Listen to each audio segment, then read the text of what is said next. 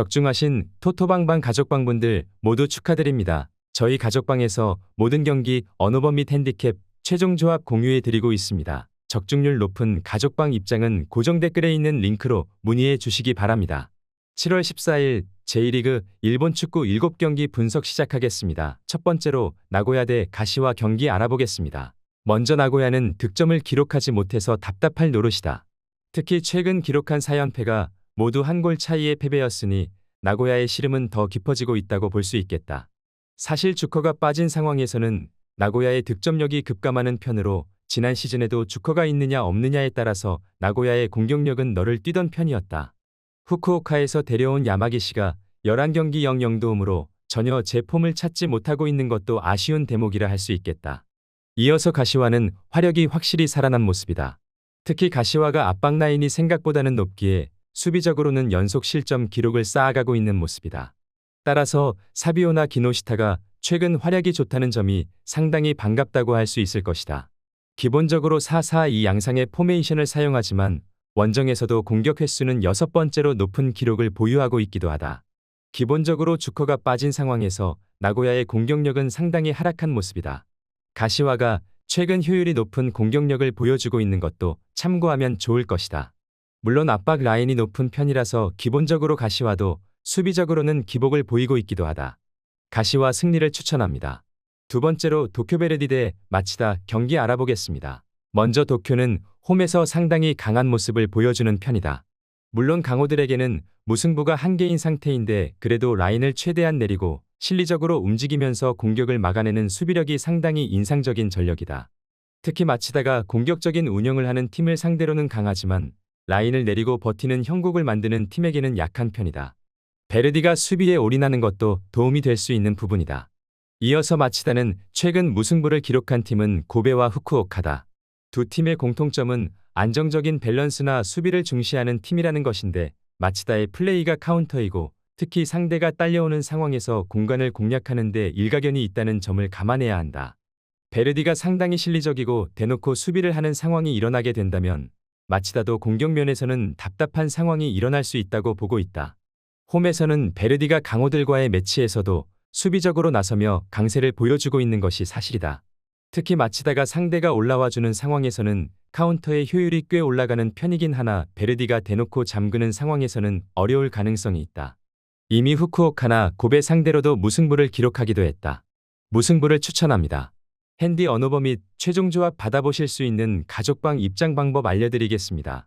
먼저 영상 하단의 댓글을 클릭해 주세요. 두 번째로 댓글 속 가족방 링크를 클릭해 주세요. 마지막으로 채팅 참여하기 누르신 후 메시지 주시고 답장 기다려 주시면 가족방 입장 도움드리도록 하겠습니다. 그럼 분석 이어가 보도록 하겠습니다. 세 번째로 교토상가 대 우라와 경기 알아보겠습니다. 먼저 교토상가는 늘 강하게 전방에 힘을 실어주는 특징이 있다. 실제로 4-1-5 포메이션으로 보일 정도로 상당히 극단적으로 전방지향적인 형국을 띠는 경우도 많다. 우라와가 빌드업을 하는 상황에서 이를 돌파하는 것을 막아세우고 카운터로 가는 것은 가능하다고 보고 있다.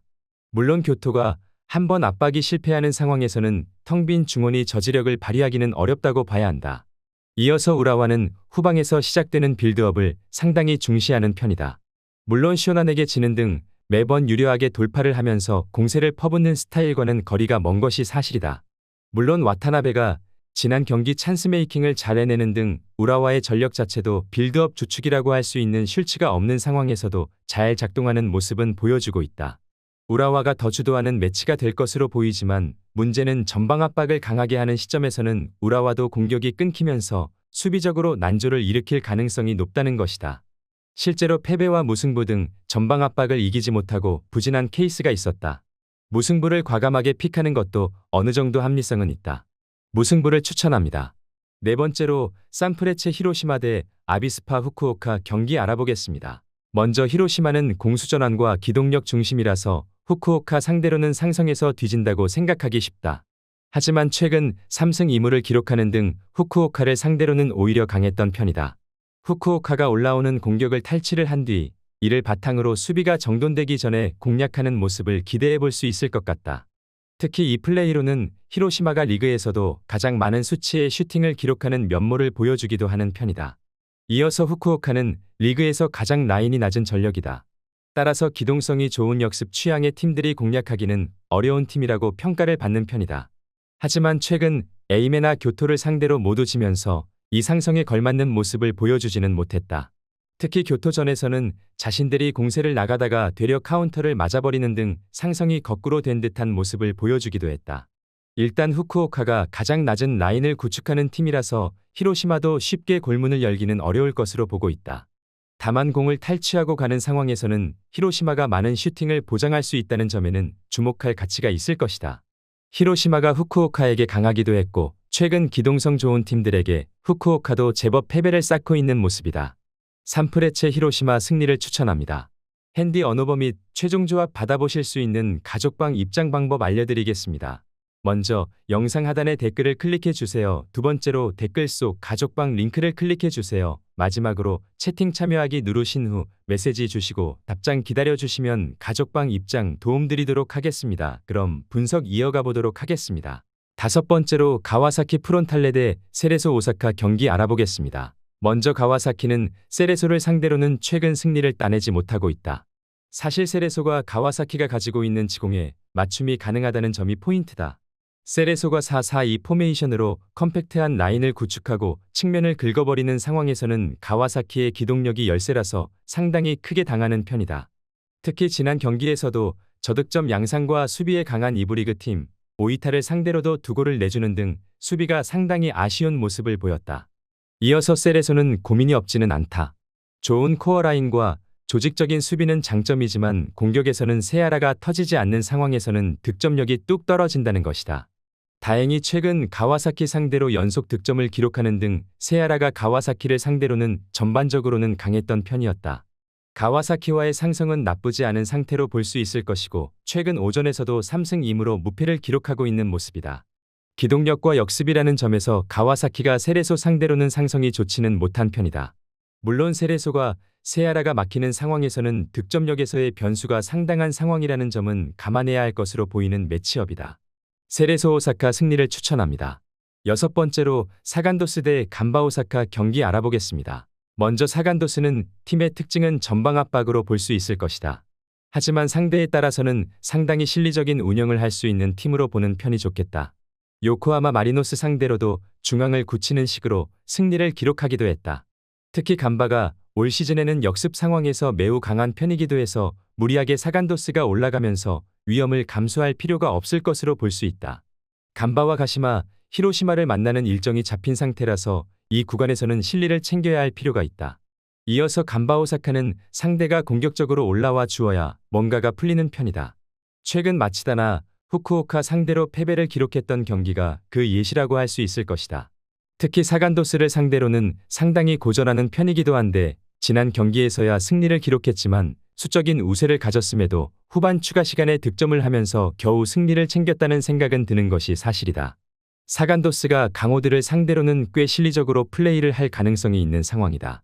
간바는 역습 상황에서 강한 편인데 반대로 낮은 라인을 공략하는 상황에서는 부진한 케이스가 상당한 것이 사실이기도 하다. 최근 간바가 사간도스를 상대로 어느 정도 고전하는 기색이 없지 않은 것도 사실이다. 무승부를 추천합니다. 핸디 언어버 및 최종 조합 받아보실 수 있는 가족방 입장 방법 알려드리겠습니다. 먼저 영상 하단에 댓글을 클릭해 주세요. 두 번째로 댓글 속 가족방 링크를 클릭해 주세요. 마지막으로 채팅 참여하기 누르신 후 메시지 주시고 답장 기다려 주시면 가족방 입장 도움드리도록 하겠습니다. 그럼 분석 이어가 보도록 하겠습니다. 일곱 번째로 요코하마 마리노스 대 가시마 엔틀러스 경기 알아보겠습니다. 먼저 마리노스는 여전히 팀의 장점은 공격적인 역량이다. 경기가 잘 풀리는 상황에서는 미드필더의 연계와 브라질 공격수 3톱의 기량이 서로 조화를 잘 이루는 편이다. 다만 마리노스의 문제는 수비진의 뎁스가 부족한 상황에서도 공격적인 운영을 고집한다는 점이다. 이 때문에 수비 라인에서의 부하가 큰 모습인데 이브리그에서 공격 성공률 꼴찌를 기록하고 있는 미토에게도 2골 내주는 모습을 보여주기도 했다. 이어서 가시마는 기본적으로 마리노스와의 대결에서 화력전을 유도하는 편이다. 애초에 마리노스에게 어느 정도의 기회를 주면서 역습으로 더 많은 골을 노리는 형국이 더 잘 통하는 방식이라고 볼 여지도 있을 것이다. 실제로 마지막 대결에서는 승리를 기록하면서 가시마가 전략적으로 앞서는 모습을 보여주기도 했다. 이것도 스즈키 같은 공격수들의 기량이 꽤 좋기 때문에 가능한 전략이기도 하다. 두 팀이 모두 공격적으로는 상당히 흐름이 좋은 팀이라고 볼 수 있다. 이 대진에서도 다득점 양상이 매우 많이 나오는 이유기도 하다. 다만 마리노스의 플레이가 너무 공격 지향적이라서 얇아진 수비적 뎁스를 커버하는 것에는 문제가 있을 수 있다. 가시마가 어느 정도 타격을 감수하고 역습으로 가게 되면 승리를 기록할 수도 있다고 본다. 가시마 승리를 추천합니다.